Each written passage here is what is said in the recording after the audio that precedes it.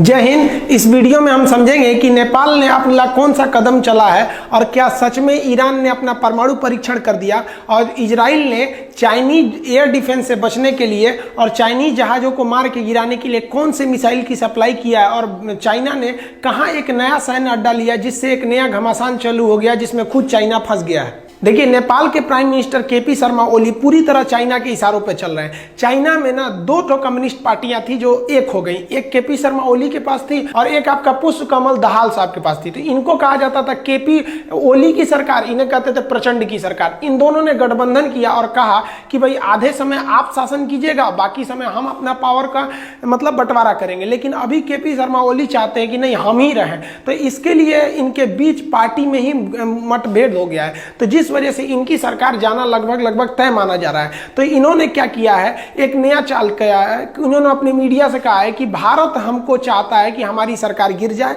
इसलिए नेपाल के लोग हमारी सरकार का समर्थन करें। हालांकि आप प्रचंड को भी नहीं कह सकते हैं कि ये भारत के फेवर में है, लेकिन इतना तो नहीं कह सकते हैं कि ये भारत के विरोध में है। ये तो हमको एकदम खुल के विरोध में है। इन्होंने क्या किया है, जो नेपाल का एरिया बिहार से लगता है, वहां का जो जंगल वाला एरिया, उस पर ये लोग अपना अब दावा ठोक दिया कि भैया ये जंगल भी मेरा ही है। हालांकि वो बहुत बड़ा एरिया नहीं है, 500 मीटर का एरिया है, लेकिन बात एरिया की नहीं है। बात ये देखिए कि जिस तरह से भारत को एक जवाहरलाल नेहरू मिले थे, उसी तरह नेपाल को मिल गए उनका दूसरा रूप। उन्होंने क्या किया, नेपाली आर्मी को लगा दिया बॉर्डर के पास। हर 500 मीटर पे आपको नेपाल के चेक पोस्ट अब देखने को मिलेंगे। मतलब इस तरह से वो माहौल बनाना चाह रहे हैं, राष्ट्रवाद के नाम पर अपनी पार्टी को बचाना चाह रहे हैं। इंडिया गवर्नमेंट को इस पर बहुत ही कड़ा एक्शन नहीं लेना चाहिए, क्योंकि देखिए इंडिया गवर्नमेंट को पब्लिक टू पब्लिक जो एक सेंटिमेंट्स जुड़े हुए उसको बचा के रखना है। एक व्यक्ति के लिए आप नेपाल के जनता से और भारत की 130 करोड़ जनता के संबंधों को नहीं तोड़ सकते। ये तो चाइना चाहता ही है। तो गवर्नमेंट को भी थोड़ा सा स्लाइटली वेट करना चाहिए, क्योंकि ये इनकी सरकार ज्यादा दिन रहेगी नहीं। नेपाल में भी शिक्षित वर्ग के लोग इनके चीजों को समझते हैं। देखिए, अभी ईरान में एक गैस प्लांट में बहुत बड़ा धमाका हो गया, तो मीडिया ने इस तरह से कहने लगा कि पहले ही हसन रूहानी कह दिए थे जब इनके कमांडर मारे गए थे सेना के, तो अमेरिकी ड्रोन हमले में, कि हम अपना परमाणु कार्यक्रम को तेज करेंगे। तो मीडिया का कहना था कि ईरान ने अपना परमाणु परीक्षण कर दिया, लेकिन ये खबर गलत है, क्योंकि जहां कहीं परमाणु परीक्षण होते हैं तो वहां उसका सबसे बड़ा एविडेंस जो होता है वो भूकंप का आ जाना। भूकंप के जोर से झटके महसूस किए जाते हैं, तो यहाँ कोई भूकंप के झटके नहीं थे, इसलिए ये नहीं कह सकते कि परमाणु परीक्षण था। ईरान का कहना है कि भैया ये गैस प्लांट में एक तो क्या हुआ था, विस्फोट कर गया था।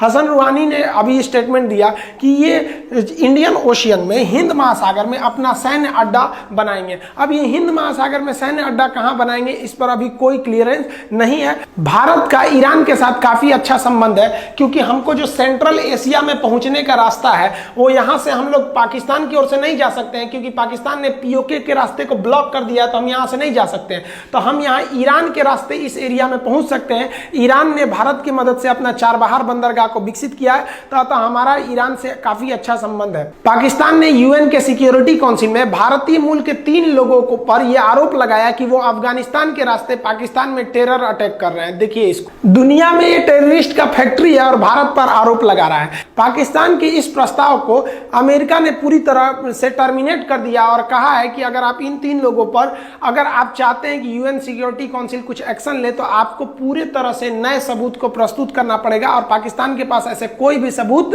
नहीं है। अब बताइए, 100 चूहे खाकर बिल्ली चली हज करने। बताइए, ये दुनिया को इन्होंने एक टेररिस्ट का ट्रेनिंग सेंटर खोल रखा है और भारत पे आरोप लगा रहे हैं कि ये लोग टेररिस्ट हैं। चाइना ने लद्दाख के एरिया में अपना S-4 सिस्टम को डिप्लॉय कर दिया है। S-400 के आगे भारतीय जो वायुसेना है उसके एरिया में नहीं घुस सकती है। तो इस सब को देखते हुए भारत सरकार ने भी अपने आकाश मिसाइल डिफेंस सिस्टम को तैनात कर दिया था, लेकिन उसकी जो क्षमता थी वो महज 30 किलोमीटर थी, वो उससे ज्यादा नहीं मार सकता था। इस बीच इजरायली डिफेंस सिस्टम जो था, जो छोटे लेवल पे करता है, आयरन डोम, हम उसको पिछले वीडियो में बताए थे, लेकिन इस बार ब्राक सिस्टम के लिए बात हुई है। ब्राक सिस्टम जो है बहुत जल्दी डिप्लॉय कर दिया जाता है, इसमें बहुत ज्यादा सिस्टम नहीं है। और ब्राक के साथ जो सबसे बड़ी खासियत है कि इसका एक नेवल वर्जन भी है और एक सरफेस वर्जन भी है, और इसे कई अलग रडार के साथ भी अटैच करके इसे जोड़ा जा सकता है। इसकी विशेषता क्या है कि ये जहां पर भी इसको आप डिप्लॉय डिप्लॉय करते हैं, ये अपने कई यूनिट के साथ आपस में एक इंटीग्रेटेड हो जाता है और एक एरिया आपको सील्ड एरिया प्रोवाइड कर देता है कि हाँ भैया इस एरिया के अंदर वो किसी भी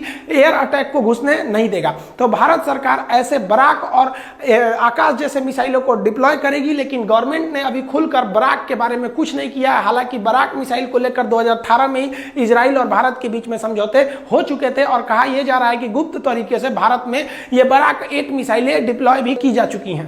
अब बात करते हैं भारत का जो स्ट्रेटेजिक रूप से काफी महत्वपूर्ण, लेकिन भारत गलती कहां कर रहा है, तो अंडमान के एरिया में। देखिए अंडमान निकोबार का हम हिस्ट्री आपको तो पढ़ाया भी है क्लास में कि पहले ये जापान पर अधिकार था, जापान ने सुभाष चंद्र को गिफ्ट में दिया, सुभाष चंद्र ने इसे नाम शहीद एवं स्वराज रखा। पहले अंग्रेज यहाँ सेलुलर जेल बनाए थे जहां काला पानी की सजा सुनाते थे। यहीं पर आपके शैंपेन जनजाति है, सैडल पीक है, ये सब हम आपको क्लास में बता चुके हैं। लेकिन ये अंडमान निकोबार एरिया काफी महत्वपूर्ण है क्योंकि चाइना चाहता है कि इंडियन नेवी को हिंद महासागर में ही रोक दिया जाए। तो चाइना ने हिंद महासागर में अपनी पनडुब्बियों को पहुंचाना चालू कर दिया है और चाइना ये यहाँ पर बांग्लादेश और थाईलैंड और खास करके श्रीलंका का हम्बनटोटा बंदरगाह को यूज भी कर सकता है।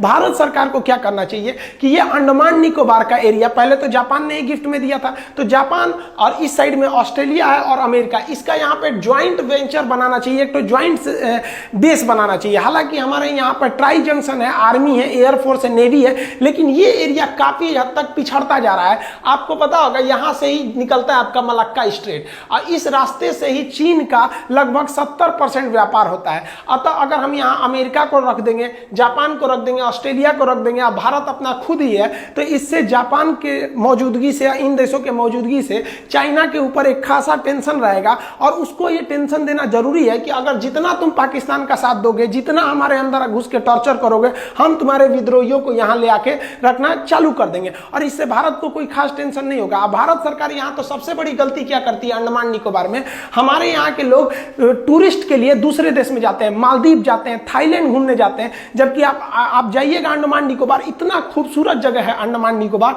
वहां पे पहाड़ियां इतनी अच्छी हैं कि आप अगर पहाड़ से समुद्र को देखते हैं ना वहां किनारे का, तो उसका तल दिखाई देता है, इतना स्वच्छ है उसका। कुछ आइलैंड जहां पर टूरिस्ट का एकदम हेवन है, स्वर्ग बना सकते हैं आप टूरिस्ट के लिए। वहां पर आप कहीं इस तरह से व्यवस्था अगर लगा देंगे तो वहां के लोगों को बहुत सारे रोजगार मिल सकता है। वहां का सुंदरता, प्राकृतिक सुंदरता भी है, लेकिन समस्या क्या है कि भारत के लोग यहाँ जाएंगे कैसे, इसलिए गवर्नमेंट कोई एक्शन भी नहीं लेती है। देखिए शिप का जो यहाँ से यहाँ किराया है वो 4000 रुपया है। मान लीजिए आप किसी को 2 दिन के ट्रिप पे भेजते हैं तो एक दिन में 1000 का खाएगा, 2 दिन में 2000 का, यानी टोटल खर्चा उस पर 6000 का है। गवर्नमेंट को, कंपनियों को इनिशिएटिव लेनी चाहिए कि भाई जिनको जिनको यहाँ से घूमने जाना है आप जाइए, वहां पर घूमने से वो एरिया में टूरिस्ट के बढ़ने से वो एरिया काफी अट्रैक्टिव हो जाता है और दुनिया के भी टूरिस्ट आएंगे तो भारत को काफी ज्यादा इससे रेवेन्यू मिलेगी। यहाँ जाएगा कौन, 6000 रुपये में आपको यहाँ ले जा सकता है। कंपनी को कहिए भाई तुम 10,000 में ले जाओ, 4000 तुम कमीशन रखो, लेकिन हमारे पास कोई साधन ही नहीं है, आप जाइएगा कहां से। इस तरह का कोई बहुत बड़ा प्लेटफॉर्म भी नहीं है। भारत सरकार इस ऐसे मतलब समृद्ध जगह को एकदम खोते जा रही है। हमारे यहाँ जो आइलैंड पे घूमने के लिए लोग जाते हैं, भाई मालदीव जाइए, हमारे यहाँ के हीरो हीरोइन लोग दुबई घूमने जाते हैं, मालदीव समुद्र का किनारा, इससे बेहतर है कहीं समुद्र का किनारा, लेकिन गवर्नमेंट जो है ना इस पर कोई एक्शन नहीं लेती है। अगर यहाँ पे पर्यटक का हम बढ़ावा करेंगे तो ये पूरे ग्लोबल लेवल पर फेमस हो सकता है और यहाँ के लोगों का पूरी तरह से जीवन बदल सकता है, रोजगार मिल सकता है। यहाँ के लोगों का हाल गवर्नमेंट ने क्या कर दिया है आप जरा देखिए। ये हैं अंडमान निकोबार के लोग, इस तरह से रहते हैं ये बेचारे। ये तीर धनुष से सेंटेलियन लोग जो वहां के हैं वो लोग मछली मार के आज भी खाते हैं। मतलब एकदम रद्द कंडीशन है अंडमान निकोबार का, अभी भी बेचारे वो लोग आदिमानव की जिंदगी जी रहे हैं। जबकि यहाँ पर इतना बेहतरीन संसाधन है टूरिस्ट का, इतना बेहतरीन संसाधन है कि आप इनको डेवलप कर सकते हैं, इनकी जिंदगी को बदल सकते हैं। हम आपसे पूछते हैं इसके लिए क्या हम लोग जिम्मेदार नहीं हैं? आखिर इनके हालत के लिए कौन जिम्मेदार है? क्या हमारे देश के नहीं है? आप बताइएगा, आप कहिएगा यहाँ पे आपके साथ इनका फोटो लगाया जाए कि ये भी हिंदुस्तानी है, आप भी हिंदुस्तानी है। सोचिए हिंदुस्तान के अंदर कितना भेदभाव होता है। यहाँ पर हमको एकदम टूरिस्ट स्पॉट बनाना चाहिए, लेकिन गवर्नमेंट नहीं करती है। अब कौन समझाएगा गवर्नमेंट को?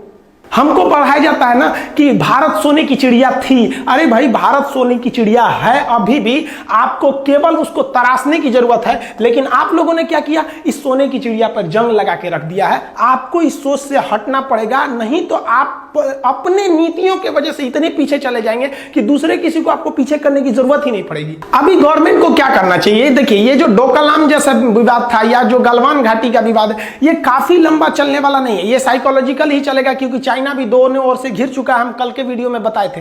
लेकिन भारत सरकार को लॉन्ग टाइम के लिए क्या करना चाहिए कि कभी भी चाइना का हिम्मत ही ना हो कि इधर आए। देखिए चाइना जो क्या करता है कि उसको सबसे बड़ा चीज चाइना के अंदर क्या है, वो कम्युनिस्ट है, यानी उसकी जनता कुछ नहीं कर सकती है, गवर्नमेंट जो बोलेगी वही करेगा। लेकिन इसके लिए जरूरी है कि जनता के सुख शांति का ख्याल रखा जाए, डेवलपमेंट का ख्याल रखा जाए। इसके लिए चाइना व्यापार पर निर्भर है। अगर भारत चाइना के व्यापार को रोक देगा तो उसकी इकोनॉमी गिरेगी और उसके अंदर ही एक विद्रोह टाइप का पैदा हो जाएगा, क्योंकि कम्युनिस्ट के अंदर विद्रोह होता है केवल इकोनॉमी के लिए। 1991 में रूस जैसा साम्राज्यवादी देश, उतना बड़ा कम्युनिस्ट देश 15 देशों में टूट गया। तो भारत को चाइना का जो ट्रेड रूट है उस पर फोकस करना चाहिए। अब आप देखिए, जैसे यहां ध्यान दीजिए, ये आपका यहाँ पे ये श्रीलंका के पास चाइना का अड्डा है, हम्बनटोटा। पाकिस्तान में ग्वादर में ले रखा है, यहाँ जिबूती में ले रखा है। तो इंडिया को तो नीचे से घेर लिया है कि अगर इंडिया कभी भी उसके व्यापार रूट में दिक्कत करेगा तो यहाँ से वो घेर लेगा। और साथ ही देखिए ध्यान से, ये इंडिया है, यहाँ पर इंडिया में, यहाँ पाकिस्तान में उसने ग्वादर ले रखा है, यहाँ जिबूती रख रखा है। भारत के लिए कितना अच्छा गोल्डन चांस है कि भारत यहाँ पर यमन है, यमन देश में अभी अशांति चल रही है, और यहाँ सोकोत्रा द्वीप है। ये जो सोकोत्रा द्वीप है, देखिए यमन पर सऊदी अरब हमला कर रहा है। अब सऊदी अरब अमेरिका के फेवर में और अमेरिका भारत के फेवर में। तो ये सोकोत्रा आइलैंड भारत को एक सैन्य अड्डा के रूप में मिल सकता है। अमेरिका के प्रयास से चाहेंगे तो मिल जाएगा। यहाँ हौती विद्रोहियों का कब्जा है, हालांकि यहाँ पे काफी लंबा विवाद चल रहा है, तो भारत को ये मिल सकता है। इससे भारत को दो फायदे होंगे। भारत अपना व्यापार सुरक्षित कर लेगा, क्योंकि ये जो देश है सोमालिया है, सोमालिया को अगर देखिएगा, यहाँ पर ये वाला देश सोमालिया, और ये है आपका इंडिया, ये जिबूती है। सोमालिया में डाकू रहते हैं सब, वो पानी वाली जहाज को किडनैप करके अब फिरौती मांगते हैं सब कि 10 करोड़ दो, 20 करोड़ दो, तब छोड़ेंगे। तो ये सोमालिया के डाकुओं से हमें रक्षा भी मिल जाएगी। साथ ही हम दूसरे देशों से भी कह सकते हैं कि भाई आप अगर हमारे साथ मित्रवत व्यवहार कीजिएगा तो आपका भी जो भी यहाँ से जहाज जाएगा हम उन्हें रक्षा देंगे सोमालिया के डाकुओं से। तो हमें एक और नए नए दोस्त भी मिलते जाएंगे। और साथ ही जो सबसे बड़ा फायदा होगा, यहाँ से डबल फायदा, कि यहाँ से हम जिबूती को कंट्रोल कर लेंगे और यहीं से हम ग्वादर को भी देख सकते हैं एक ही जगह से। और भारत के इस सैन्य अड्डा में सप्लाई को भी नहीं रोक सकता है, क्योंकि यहाँ गोवा बंदरगाह से एकदम सीधा एकदम कनेक्ट यहीं पे आके जुड़ सकता है। इसके अलावा भारत सरकार को दक्षिणी हिंद महासागर, माने हिंद महासागर का जो साउथ वाला एरिया है, वहां सेशेल्स एक देश है, सेशेल्स देश ने अपना एजम्पशन द्वीप भारत को दे रखा है कि आप इसे जिस तरह से यूज करना चाहे कर सकते हैं। लेकिन भारत सरकार अभी उस पर कोई भी सैन्य अड्डा बनाने के लिए रेडी नहीं है, अभी उस तरह से तैयार नहीं है। मॉरिशस जो देश है, भारत का मॉरिशस से काफी अच्छा संबंध है। मॉरिशस में अब सोचिए ना, तमिल बोली जाती है, हिंदी बोली जाती है, भोजपुरी बोली जाती है। वहां के प्रधानमंत्री बिहार के रहने वाले थे। इतना बेहतरीन रिश्ता है भारत और मॉरिशस से। उसने भी अपना द्वीप दे रखा है। मॉरिशस ने तो फ्रांस को भी अपना वहां पर रियूनियन आइलैंड मॉरिशस के पास है, उसमें फ्रांस अपना सैन्य अड्डा बना रखा है। यहाँ पर एक द्वीप है जिसका नाम है डिगो गार्सिया। डिगो गार्सिया पर अमेरिका और ब्रिटेन की सेना रहती है। तो ये डिगो गार्सिया से, अब देखिए अमेरिका और चाइना में जमता नहीं है, तो हम इस डिगो गार्सिया का भी एक लॉजिस्टिक समझौते के तहत कि हम इसको भी यूज कर सकते हैं। और बदले में हम ये कह सकते हैं कि आप हमारा यहाँ पे, अगर हमने सोकोत्रा आइलैंड ले लिया तो उसको आप यूज कर सकते हैं, यहाँ पे एजम्पशन आप यूज कर सकते हैं। इससे क्या होगा कि देखिए, दुश्मन का दुश्मन हमारा दोस्त होता है। अगर आप चाइना के व्यापार पर हमला नहीं करेंगे तब तक चाइना नहीं सुधरेगा। हमको लगता है कि हमारा उससे बॉर्डर डिस्प्यूट है, वो हम पे बॉर्डर पे चलना चाहता है, हम उसके व्यापार को रोकना चाहते हैं। यहां पर भारत सरकार को एक्शन लेना चाहिए। इस एरिया से आपको सोकोत्रा आइलैंड दिलाने में मदद कर देगा आपको अमेरिका और सऊदी अरब। और यहां मॉरिशस एजम्पशन आइलैंड मिल ही गया, उसको डेवलप करने की जरूरत है और मॉरिशस से मिल जाएगा। और ये डिगो गार्सिया को लेकर आपको समझौता करना चाहिए। क्यों डिगो गार्सिया इतना महत्वपूर्ण है कि अमेरिका ने जब यहां पर ईरान के पास, यहां इराक है, देखिए ये वाला एरिया इराक है, तो जब अमेरिका ने इराक पर हमला किया था तो डिगो गार्सिया से उड़ान भरे थे सब उसके जहाज। तो ये सब भारत सरकार को लेना चाहिए। लेकिन हमारे यहाँ ना इतना ससुरा चुनावे होता है कि जो 19 में चुनाव होगा प्रधानमंत्री का, लोकसभा का, फिर हर राज्य का 2-2 महीना पे होने लगेगा विधानसभा का चुनाव। हमारे हिसाब से लोकसभा का चुनाव यानी प्रधानमंत्री वाला और राज्यसभा का चुनाव यानी मुख्यमंत्री वाला एक साथ होना चाहिए, क्योंकि साल में एक के बार हम लोग लड़े हिंदू मुसलमान ऊंच नीच के नाम पर, बाकी 5 साल शांति से रहे और 5 साल नेताओं काम करे सब। नहीं तो सोच रहा आधा समय तो प्रचार में घुसे रहते हैं सब, ये सब कौन संभालेगा? हमारे यहाँ के रक्षा सचिव लोग को भी समझ में नहीं आता है, करते क्या है सब भाई साहब। आप बैठल रहते हैं 1947 से लेके आज तक आप लोग भारत के बाहर एक को अपना सैन्य अड्डा नहीं बना सके। गया जमाना वो अतिथि देवो भव, भाई अतिथि देवो भव ठीक है, लेकिन अगर आप अतिथि के रूप से राक्षस आएंगे ना तो कुचबो करेंगे हम। इसके लिए आपको तैयार रहना पड़ेगा। इस तरह से हाथ पे हाथ रख के नहीं कर सकते आप। चाइना जो है साउथ चाइना सी में बहुत ज्यादा दबदबा दिखाना चाहता है। उसको लगता है ना साउथ चाइना सी पूरा उसी का है। ये वाला एरिया, वहां पे बहुत सारे द्वीपों को कहता है कि मेरा है। भारत सरकार को इसमें भी हस्तक्षेप करना चाहिए। देखिए भारत का ये वाला एरिया है ना, पूर्वोत्तर राज्य 7 सिस्टर होते हैं, यहाँ तो डेवलपमेंट नाम का चीज ही नहीं है। आपको ना भारत के ज्यादातर लोग को इन राज्यों की राजधानी भी नहीं ध्यान रहती है, क्योंकि वो इसको इग्नोर करके चलते हैं। भले हमारा हिस्सा है, लेकिन आप भी अपने दिल से पूछिए, भारत सरकार यहाँ पर विकास पे ध्यान नहीं देती है। विकास कैसे करेंगे? यहाँ से भारत सरकार को यहाँ से सड़क ले जानी चाहिए वियतनाम तक, क्योंकि हम आपको वियतनाम के बारे में बताए थे कि जितनी रेट में चाइना से सामान मिलता है, सेम रेट में हमें वियतनाम से मिलता है। और यहाँ सबसे बड़ा फायदा होगा कि चाइना से इतना दूर से सामान मंगाने से अच्छा है सड़क के रास्ते से हम यहाँ से सीधे मंगा लेंगे हम लोग वियतनाम से सामान। अब जो रेट में चाइना से मिलता है वही वियतनाम से मिलता है, और चाइना वियतनाम एक दूसरे से दुश्मन है। हमें चाइना का व्यापार को भी कम कर दिए, हमारे यहाँ कोई चीज महंगी भी नहीं हुई, सेम रेट में आ भी गया। और इस सड़क के रास्ते से हम लोग यहाँ पर वियतनाम के पास यहाँ पर एक टोंकिन की खाड़ी है, इस एरिया में ये जो है द्वीप देख रहे हैं, इसका नाम है हेनान द्वीप। ये हेनान द्वीप चीन की नौसेना का सबसे बड़ा अड्डा है। तो ये पूर्वोत्तर राज्य के रास्ते अगर आप वियतनाम से जुड़ेंगे तो यहाँ पर आप सीधे चीन की नौसेना के सिधाने पहुंच जाएंगे। अब तुम ससुरा घूमो ग्वादर, ये तुम्हारा हेनान द्वीप जो है ना, ये चीन की नौसेना का, यहाँ पर सीधे कनेक्टिविटी हो जाएगी। और कोई ये भी नहीं कह सकता है कि भैया हम आपकी कनेक्टिविटी आपकी सेना के पास आ रहे हैं, हम तो व्यापार करना चाह रहे हैं। तो ये एरिया भारत सरकार को लेना चाहिए। अगर ऐसा करेंगे तो चाइना को हम घेर भी लेंगे और साथ ही साथ हम पूर्वोत्तर राज्य का विकास भी कर देंगे। हम ये थोड़ी कह रहे हैं कि आप सड़क बनाइए सेना के लिए, आप विकास के लिए कीजिए, लेकिन उस सड़क का यूज हम लोग अच्छा से कर सकते हैं एक बार अगर ये बन गया तब। साथ ही भारत सरकार को इस एरिया में डेवलपमेंट के लिए जो सिंगापुर है, सिंगापुर से सीधा सड़क आप अपने पूर्वोत्तर राज्य में ले जा सकते हैं। आप अपने गांव में देखिए, आपके खेत के पास से हाईवे निकल जाता है, आपका खेत का वैल्यू 4 गुना हो जाता है। तो यहां जहां से इंटरनेशनल सड़क निकलेगा, सोचिए वो कितना डेवलप हो जाएगा। और सिंगापुर से हमारा सीधा व्यापार हो सकता है। सिंगापुर से भारत का बहुत अच्छा संबंध है। आप ऐसे ही समझिए कि जो सिंगापुर है, ये सिंगापुर से अगर सड़क बन जाएगा तो सिंगापुर की जो एयरफोर्स है उनको जो ट्रेनिंग दिया जाता है उनके पायलटों को, वो भारत के बेंगलोर में दिया जाता है। और ये कई सालों से चलते आ रहा है। तो ये इतने अच्छे संबंध है, लेकिन हमको इनिशिएटिव लेना पड़ेगा। वो लोग थोड़ी ना आके कहेंगे, आपको जरूरत है आप जाके कहिए। इन सड़कों को बना देने के बाद चाइना का ससुरा तुम घेरते रहो भारत को हिंद महासागर में, हम लोग कभी भी पहुंच सकते हैं। अब आप बताइए, ऑस्ट्रेलिया का यहाँ कोकोस द्वीप नीचे है, कोकोस द्वीप यहाँ पर है, ये अंडमान द्वीप हम लोग का है। अब चाइना को आने का 2 ही रास्ता, या तो वो आएगा मलक्का से तो अंडमान में थुराएगा, या तो आएगा सुंडा से तो कोकोस के पास थुराएगा, और नहीं आएगा तो हम यहाँ से चढ़ के थूर देंगे। तो उसके ऊपर दबाव रहेगा तब ना वो गलती नहीं करेगा। आप अपने गांव के मुखिया जी से लड़ने जाते हैं? नहीं, जानते हैं कि ससुरा बहुत पावरफुल वाला है, कचर देगा हमको, लेकिन आप छोट मोट आदमी से लड़ लेते हैं। तो चाइना हम लोग को छोटा मोटा समझता है, और समझे भी क्यों नहीं। हमारे यहाँ के ऐसे ही हालातें हो गए हैं सब, हम लोग के यहाँ सब सोए रहता है, सब अधिकारियों के बदौलत देश है, उन लोग को कोई मतलब उतना नहीं है। तो उनको घेरना चाहिए, इससे चाइना के ऊपर दबाव बनेगा कि ससुरा अगर हम बॉर्डर डिस्प्यूट करेंगे और 2 महीना तक हमारा व्यापार रोक दिया तो कितना घाटा लगेगा। सोचिए 2 महीना लॉकडाउन था तो कितना घाटा लगा इंडिया के इकोनॉमी को। आप कहेंगे कि पटना वाला ही खान सब जो है ना सनक गलथुन, सब अपने मन से दे देगा। कैसे देगा? देखिए चाइना ने खुद गलती किया।